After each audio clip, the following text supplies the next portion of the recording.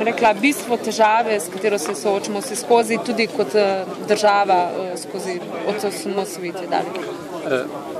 Samo ocenjujem, da je predvsem v zadnjih 10 letih slovenska politika zašla v drobnjakarske probleme in beži pred ključnimi problemi, katere je potrebno reševati.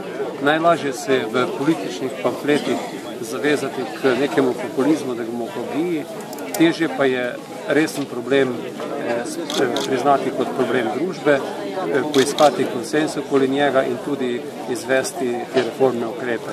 In v tem delu mislim, da Slovenija predvsem v zadnjih 5-6 letih zamuja pri svojem političnem početju in konec koncev vsi kazalci izraženi s številkami ali pa s stanjem zadovoljstva ljudi kažejo na to. Lahko samo še besedo dve o listi, s katero se odpravljate na volitve. V Slovenski ljudski stranki imamo listo, na kateri je 86 imen, nastopamo v vseh 88 krajih.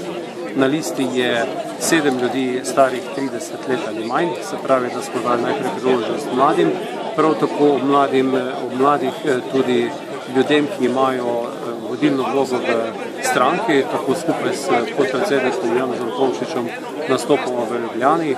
Potem, ko smo okrepili Slovensko ljudsko stranko v Bruslju, želimo stranko okrepiti tudi v slovenski metropoli.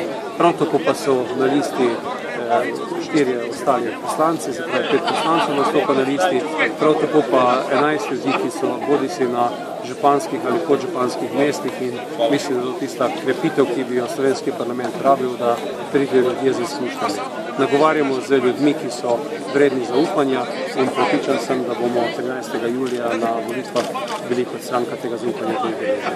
Kampanja skromna, obsežna? Kampanja je relativno skromna. Gre v to, da se po vseh 88 krajih približamo ljudem, tako da se kampanja vodi po vseh 88 enotah. Ljudje, ki so vrsto let že v Slovenski ljudski stranki aktivni, poznajo, kako se treba ljudem približati in mislim, da je v letošnjem letu to še posebej pomembno.